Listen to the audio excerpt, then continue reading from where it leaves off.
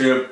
Aaron James, I'm back again with the Soul Politics. A couple topics today. It's March 21st, 2020. I guess this is, day 2 of mandatory shelter in place here in Los Angeles. I told you in my blog yesterday about how I received information from my cousin regarding the situation up in San Francisco, which is a few days ahead of us in terms of where they're at with their policies with the people.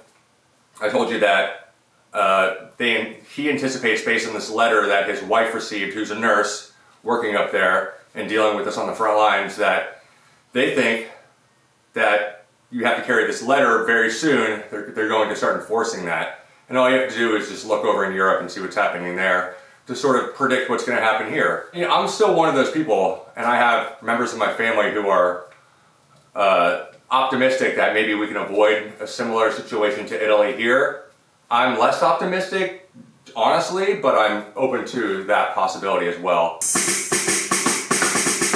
Another update from a previous vlog. I mentioned a couple days ago that my dad got my grandmother out of an old folks home in Fort Lauderdale, Florida a couple days ago, right before it was officially shut down and quarantined by the National Guard or something, or some sort of official police presence. Just no one can go or come into that building anymore for I don't know how many weeks, a few weeks at least. The governor confirming that a 77-year-old man with, quote, significant health issues did die in Broward County. Local 10 can confirm that this is the facility. The big concern is family members are going to want to take their family members out of this facility and into the community. And that is not something that health officials want. The patients that are here, there are 180 different suites and rooms. They want to stay here in quarantine. My dad's been feeling a little bit of a sore throat and, sinus problems. Now he has allergies, and it is the springtime in Fort Lauderdale, Florida, so he's confident that that is the case, and it's been a few days and he's still about the same, and my 96-year-old grandmother is still, by what she says, feels totally fine. I guess as fine as a 96-year-old can feel. So that's great news. But my father just my father is going to get tested today in a couple hours from now. I'm assuming they won't find out the results right away, but he was able to call back and convince them that, or maybe they called him back. He called and they said they'd get back to him. I forgot to ask the details of that. But he's finally going to be able to get a test, apparently. And so that's good news that he'll at least know. But, I'm hoping that, of course, my father doesn't have this thing, because it's no joke. And if he does have it, hopefully he'll be one of the lucky ones that is able to survive it without too much trouble or disruption of their life. I mean, if these statistics get to the worst case scenario that some of the leading voices in this have projected, then we'll probably all know someone that either dies or has some serious complications like lung damage, organ damage, heart damage, whatever. So let's hope that by doing what we're doing here, that this is going to help stem the tide and we can avoid the worst ramifications of it all.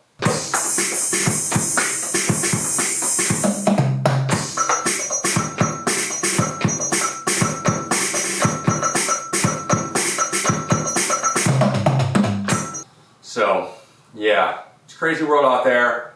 I was working out earlier just to try to keep the immune system going. I work out a lot anyway, but I'm really rededicating myself to working out, because that's one of the few things you can control that will boost your immune system. Plus, it makes you feel better. You just get endorphin rush, and so I highly recommend stepping up your workouts. There's a lot of stuff you can do indoors, even if you don't have an indoor gym like I'm fortunate to have here in my garage. So I highly recommend looking up some YouTube videos on jailhouse workouts if you're in a really small apartment. There's a lot you can do with no weights and just yourself in a small confined space. So don't bemoan the fact that you maybe can't go to the gym. There's still a lot of things that you can do. So another topic I wanted to get into was some of the various conspiracy theories that continue to persist about this whole thing. And I'm actually a very open-minded person. I am willing to consider lots of different possibilities, but these conspiracy theories, not one of them has even had a good origin story. They don't seem to me to have a logical, like if they were a script and I was a Hollywood executive and then somebody brought me this idea as a movie idea, I would deny all of them. I mean, not one of them has been plausible. Okay, number one, here's one, that it was made in a Chinese super lab. I've heard that one a lot. And Donald Trump seems to be playing up this whole sort of xenophobic, anti-Chinese thing now, because that's kind of what he does. He likes to play people against each other. He's a bully, he's a jerk, whatever. I mean, any president should acknowledge that when you say things like that, you're not a regular Joe, you're the president. And it sort of gives carte blanche to people who are racist, who are bigots, to be racist and bigoted against the other. In this case now, it's Chinese people. And you've heard several stories in the media about people getting beat up or attacked simply because apparently they are Asian. Usually not even Chinese, but people who are dumb enough to attack an Asian person simply because of the coronavirus is not going to make a distinction between the various Asian ethnicities. So there you go. So, but in terms of the actual conspiracy theory, that it was made in a Chinese super lab, so to, I guess, disrupt the capitalist West and destroy our economy, and I guess they'll take over at the end, so there'll be like 2% less Americans and 2% less Europeans overall, maybe 3%. A horrible death toll, lots of people in the hospital. It will definitely mess up our economy. But didn't it do the same thing to them? Didn't it like kill a bunch of Chinese people and make them shut down their whole manufacturing plants for a while? Yeah, okay, so now they have less money. The countries that buy all their stuff and use them and depend on them now to make all their things, now they're going to be reconsidering their relationships with the Chinese. So they're going to have less money, and the virus is probably going to circle back around. You guys know that, right? It's not going to just stop. It's going to keep going and circling back around, even if we somehow contain it and make it a reasonable death toll. So, and if you're Dr. Evil who's in the lab making this thing, how do you know it's not going to kill you? I mean, this thing is so easy to catch. That's a terrible biological agent. If I was going to come up with something to kill a lot of people, it would be I would make sure that I definitely could not catch it. That's what I would make sure. Oh, but I forgot. They have the antidote. Yeah, just like in the movies where you have to drink the antidote to be saved instantly, right? Come on now. That's some serious bullshit. If you believe that, I got some beautiful fertile farmland in Nevada to sell you. Yeah. Now another theory I've heard floated around is that this is intentionally released, maybe even by the US government, to sort of cull the herd, cut down some of these old people that are draining our country. And I've even heard some really nasty talk about, yeah, just let the old people die. Be better at that, and all they do is take. I mean, whoa. Right? I mean, it's really hard to say anything nice about a person who thinks that way. I mean, that's really an ugly way of thinking. I would like to grow old. We all know probably people who are old and whom we love, and I don't know why we'd want to put them in danger like that. But there's another big problem with that conspiracy theory, which is that pretty much all politicians are relatively old and are firmly in the danger category. And I don't know if you've taken a good look at a lot of these politicians, but they're not really going to the gym that much. I mean, these are not your healthiest people in the world. Donald Trump, I mean, he is prime candidate for this thing. He eats like shit, he is way overweight, and he's like in his mid-70s. I mean, the guy is like totally sitting duck if he catches this stuff. So, you know, the reality is that the truth is scarier than the fiction. I mean, or it's at least scary enough, I would say. I mean, we're talking about, it's as easy to catch as the cold, maybe easier. They say it's like twice as easy to catch as the regular flu, which is pretty easy to catch. And that, you know, your average person who is infected with coronavirus is going to give it to 3 to 4 people on average. Whereas the flu virus, they say you'll only transmit it to about 1 to 1.5 people. So it's a lot more transmittable, which is what makes this specific problem so unique, is that we all are probably, or at least half of us, they say will probably get it at some point. And 80% of those they call mild symptoms, but even those symptoms can be everything up to needing to be hospitalized and put on a respirator. So that's not freaking mild. If you're almost needing a respirator, That's not mild in my personal opinion. If you get some sort of long-term lung damage or shortness of breath, that's not minor in my personal opinion. So it's really unfortunate. I would like to know what percentage of people it actually is mild by a normal meaning of the word mild. I'm not really clear on that one. And then 20% of the people infected are going to require hospitalization on average, including something like, and of the people who are hospitalized, supposedly 40-something% of those are age 20 to 45. I'm 43. That sucks. I don't want this stuff. But if I get it, I can't help it. I'm taking the steps I can to prevent it. But my point is that we don't need to make up reasons about this. This was not created in a Chinese super lab or released by our own government on purpose or any of these other cockamamie things. This is just something that happens in nature. It's really not that complicated, and it's unfortunate that we have to live through something that historically happens every 100 or 200 years. There's major pandemics that spread around the world. This just happens to be the first one that's televised. That's what it is. This is the first televised pandemic. But the part that I find the absolute most frightening, and which is still an unfolding situation, is the economic fallout of all this. I'm out of work temporarily, at least, from this. This is definitely going to hurt my pocketbook this year by thousands, if not tens of thousands of dollars. So it's really going to sting, and I don't know what kind of tax breaks or whatever the government's going to come up with, but it's probably not going to make me whole. And look, I'm not asking for it to. I mean, everybody's going to have their own sob story about what happened during this whole thing, and some are going to be worse than others. I happen to be a Hollywood editor, and so what's happening to my industry is pretty extreme, at least in the short run. All productions have shut down, more or less, so the only people that are working are people who can work remotely from home on things that have already been shot on video.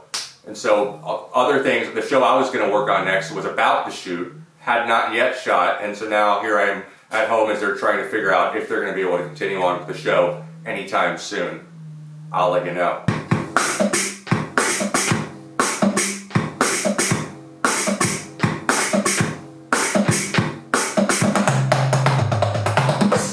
But the economic fallout from all this is going to compile very fast. It's been about a week or two since a lot of people have been told to stay home. People are already getting fired. I have a lot of friends who are already sort of feeling the pinch because they don't have normal, steady, reliable jobs. I have musician friends who have been reduced to doing Facebook live streams and sort of begging for money on a virtual tip jar where you send them money on Venmo or something. So that's where we're at, and they're talking about sending us all a little bit of money, and that's great. I'll take it. It'll help, but it ain't going to solve things long term. I don't know. It's just going to be a cascade of economic shit coming down the pipe, and that's for the middle class people. Okay, what about the really actual poor people who have nothing? What about the people who are just holding on? Don't forget about the junkies, the winos, the beggars. They're all going to be desperate. The people that usually keep their way of life going are now avoiding them like the plague and staying inside their houses. There's going to be probably robberies and burglaries, if not right now, soon, unless we figure out some way to keep the order. I mean, I suppose martial law is probably going to be what ends up happening. Within weeks, we can expect lots of robberies, maybe street violence, as people who have no access to credit or cash are going to run out of money and need to get food and supplies, and they're going to have no dough to get it. What happens when you get hungry enough and desperate enough? People steal. That's what happens. So that's the ugly side of this that's coming up. That's an entirely new dimension of the coronavirus and the world's response to it. So we'll see how that all shakes out. But to me, I mean, we don't need to make up conspiracy theories to make this thing frightening enough. Let's just stay in reality and deal with the things that are in front of us. I think that's the best course of action.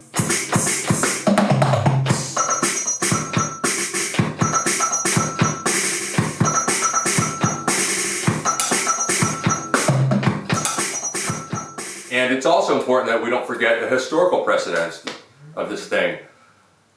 they are now admitting that this is looking a lot more like the Spanish flu than we were initially led to believe.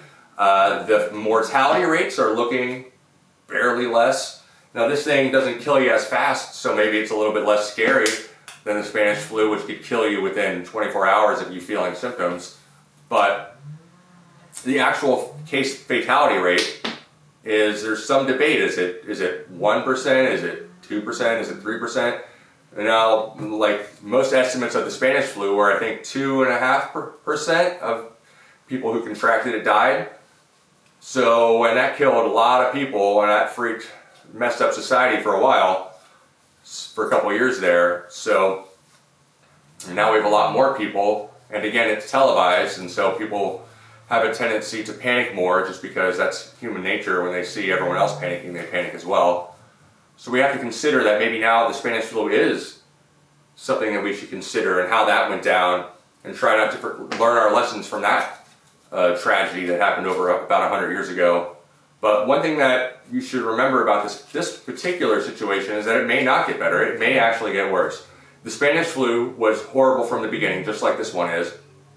Came through in about 1918, washed across the world, killed a lot of people, and then it came back the next year after it had subsided a bit, and it was even more virulent and killed even more people.